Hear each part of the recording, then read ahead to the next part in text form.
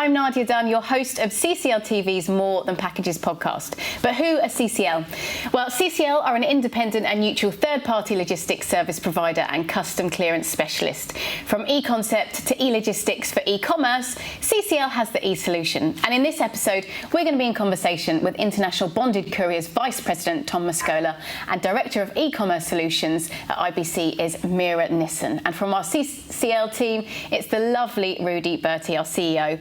Hello, everyone. Thank you for joining us today. How are you all doing? Doing great. Good, thank you. Excellent. All good. I love the lovely bit. You got to sweeten up the boss, right?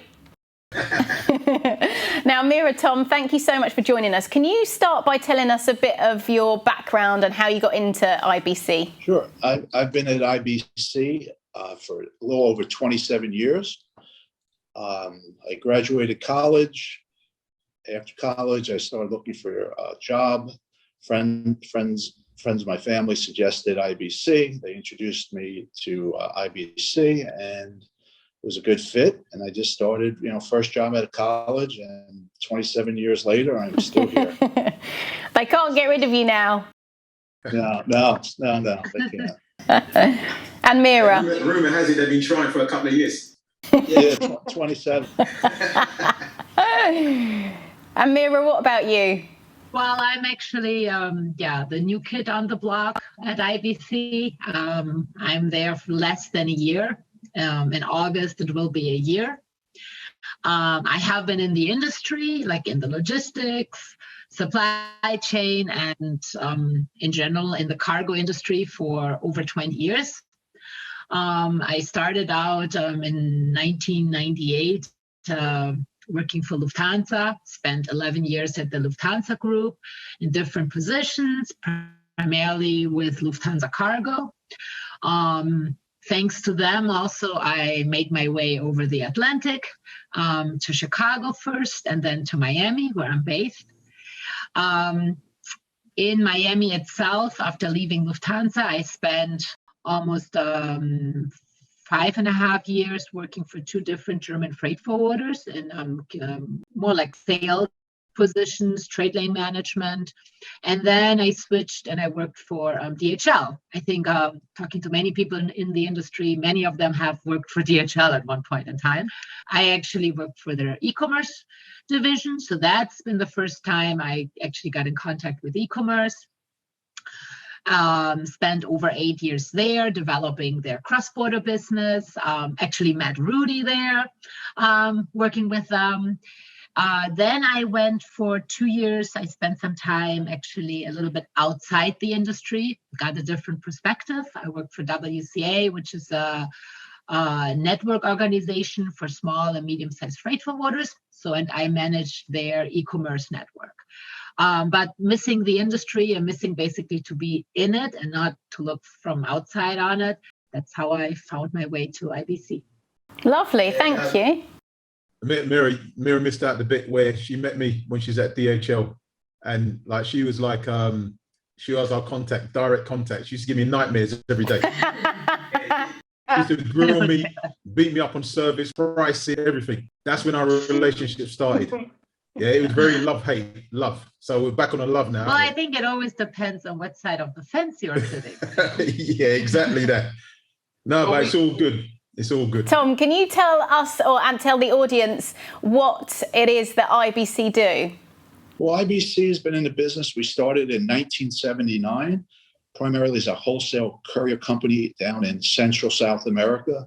Before the Airborne Expresses and the TNTs would have their own offices down in Central South America, they would come to us, drop off their work at IBC in Miami, and then we would have 55 company-owned offices down in Central South America and the Caribbean. So we would handle moving the goods into each country, clearing customs, and arranging the final mile delivery to the consignee.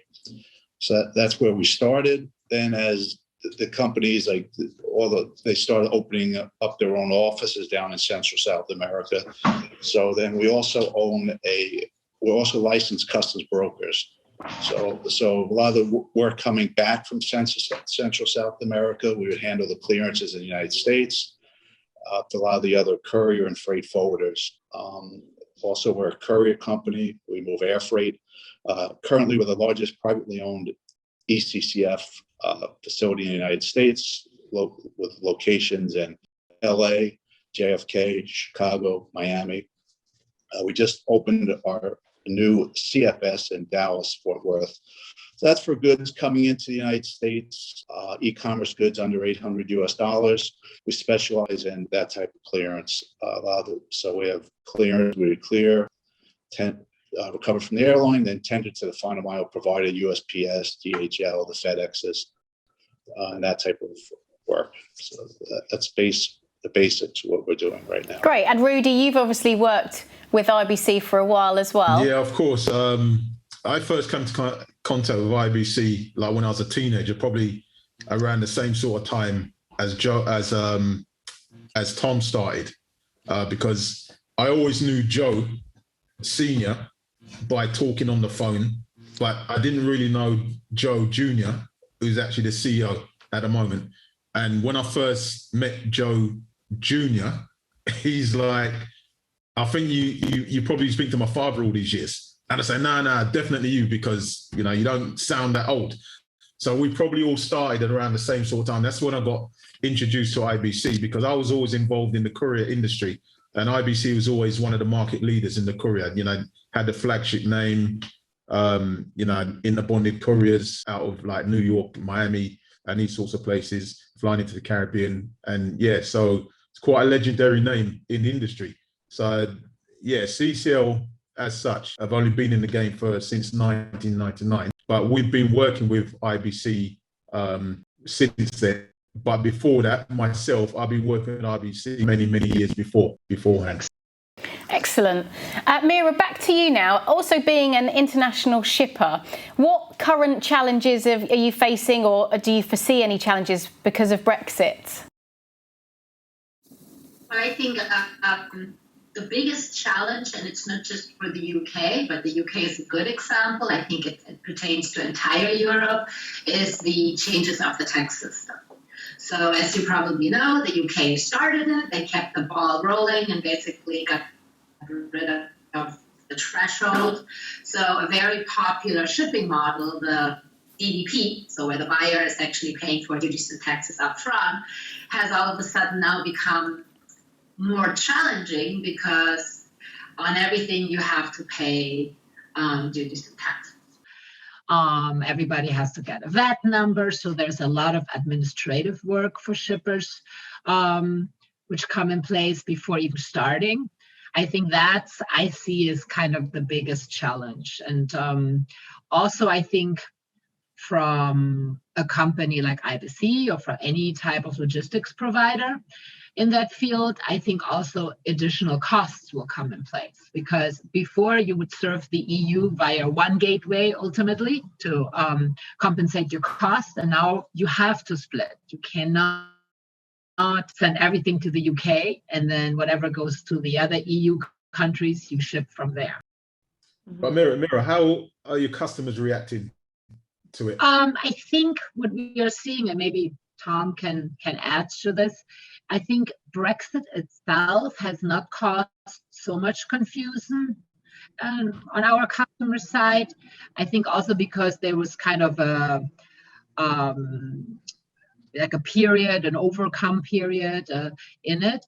But I see like the whole EU stuff, which is going to start July 1st, is causing a lot of question marks. Yeah, that's what I'm finding as well. Lots of mystery, lots of grey area, and like you said, lots of question marks, lots of unanswered questions at the moment. Yeah, Rudee, can you just tell us a bit more about how Brexit's affected CCL in comparison to what Mira's saying with IBC?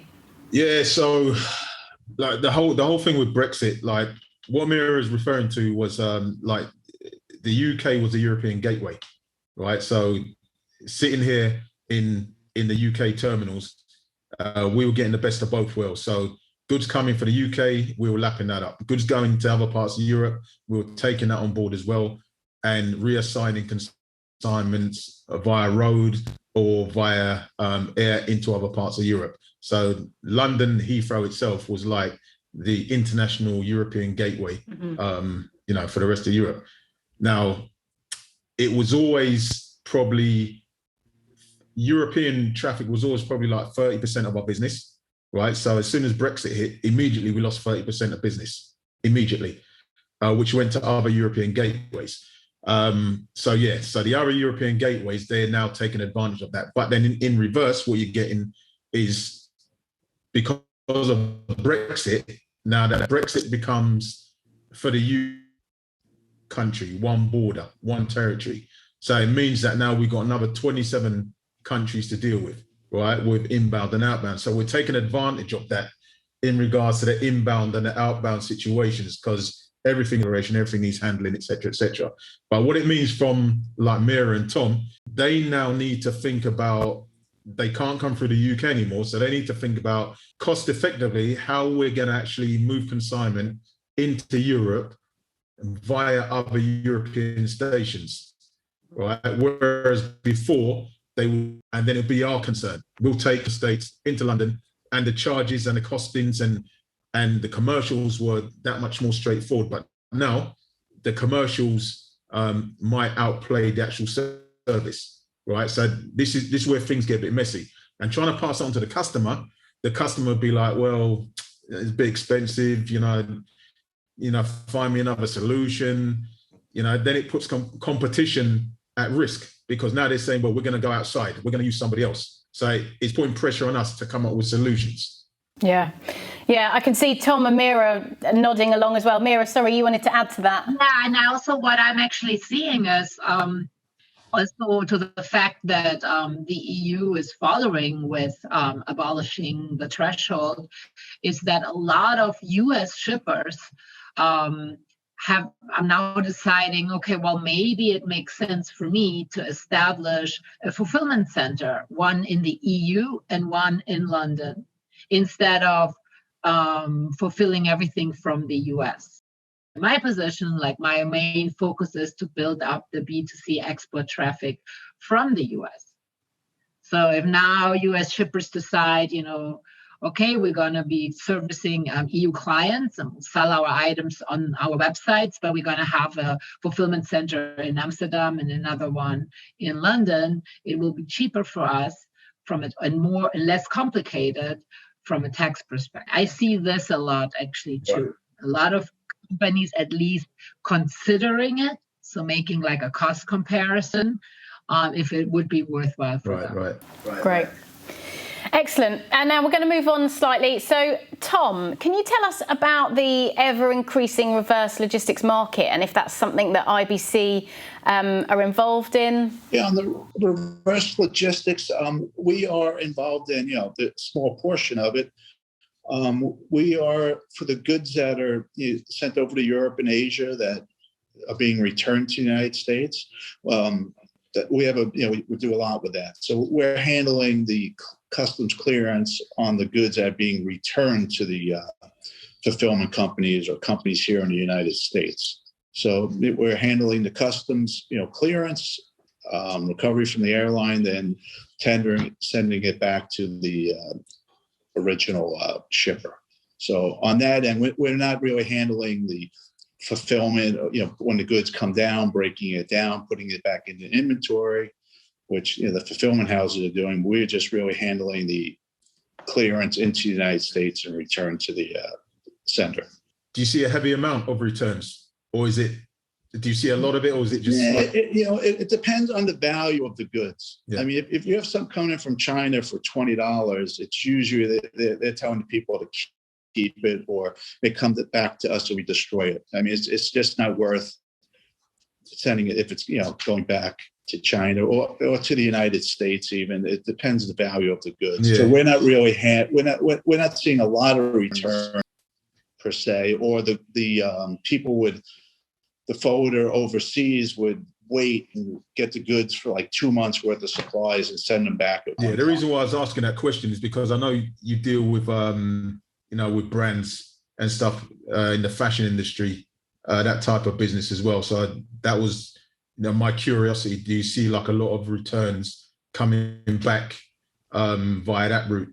Not on that. I mean, Not really. I mean, the goods that we are dealing with are going over. It's not on the fashion and on the high-end priority type stuff. It's really not a consumer purchase. We might be moving the goods over for a fashion show.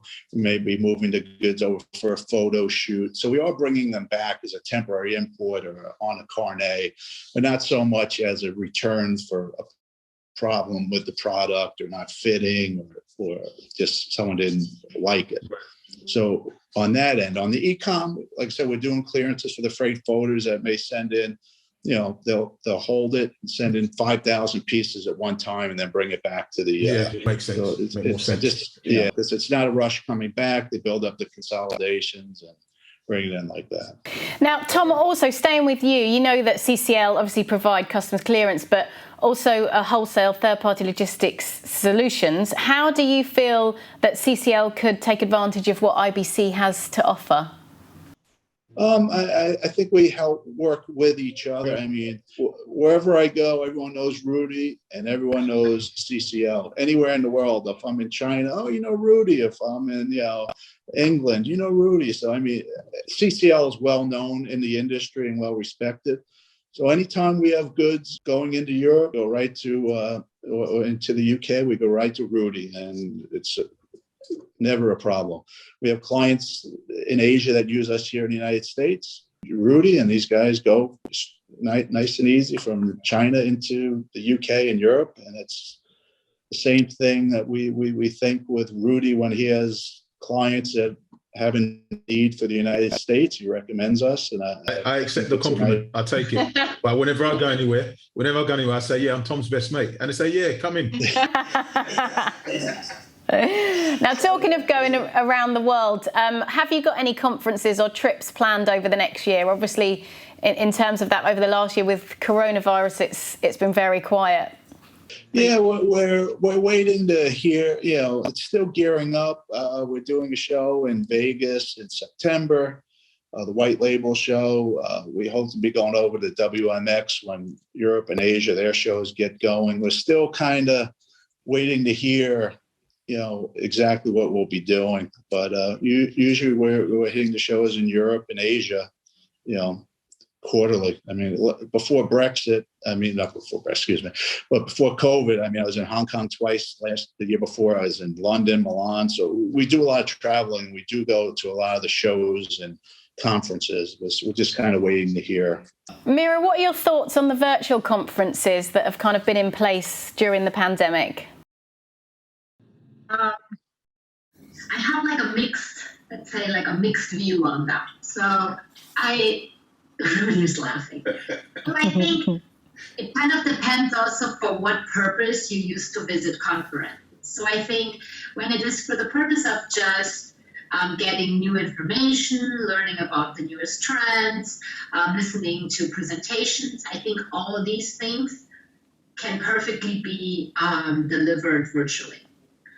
For me, my biggest joy, and I would also say where I met the most significant contacts, has actually been outside the regular program of a conference. So the social aspect. So, you go to dinner, all these conferences have cocktail time. And I do know they do those virtual cocktails, but it's not the same. Yeah. And I think, for me, also, what is hardest, and it's probably also something I'm doing wrong from a planning perspective, but if I sign up for a virtual conference for 2 days, if I'm physically there, I can dedicate 2 days because I'm away from my regular duties and I'm focusing on the conference. And yes, I don't sit in my hotel room at night. I go meet people out for dinner. Now, if I'm signed up for a virtual conference and I'm sitting either at home or in my office, and I'm staring in front of this computer and listening to conferences and the phone rings and somebody wants something, I'm not like, oh, I'm sorry, I'm out on a virtual conference. So I think the priorities then shift, which is probably something I should manage better on my own. But I also believe that a lot of times it's not just the content which is delivered, but it's also the contacts you're making and people and the dialogue you're having with people. Absolutely, it's another part of the business, isn't Can I just it? mention one thing there? I can vouch for Mira, right? I can roll with Mira, but when I roll with Tom, he's never in his hotel room. He's always out. He's out. He doesn't. Sure, this man doesn't sleep at all. So, No comment. we end up in places, and the next thing is breakfast time.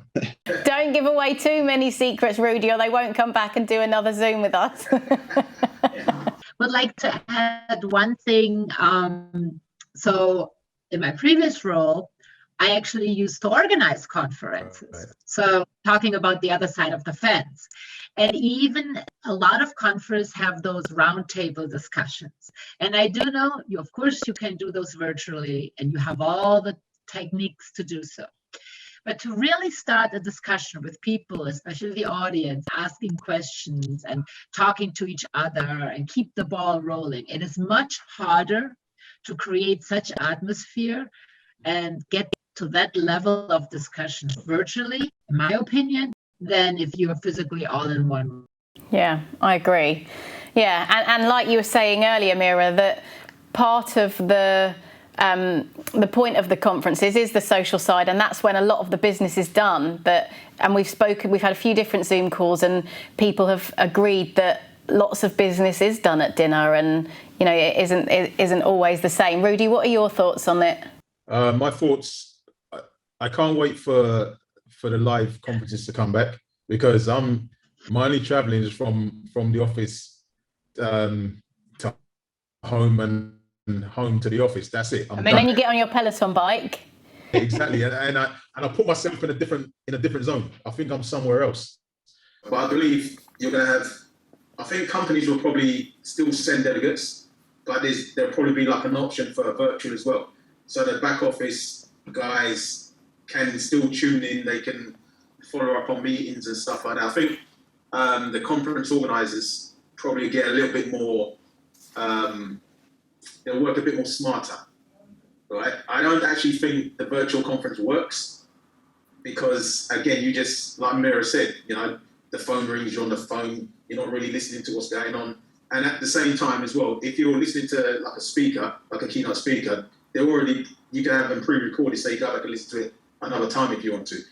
We've had situations here at CCL where we've been part of virtual conferences, and we've had like a virtual booth, and everything's virtual, and you could see people coming by the booth, but no one's actually engaging, right? So from a value for money point of view, I don't know.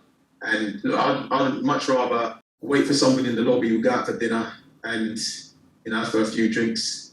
Yeah, Tom's normally good for paying for drinks, so.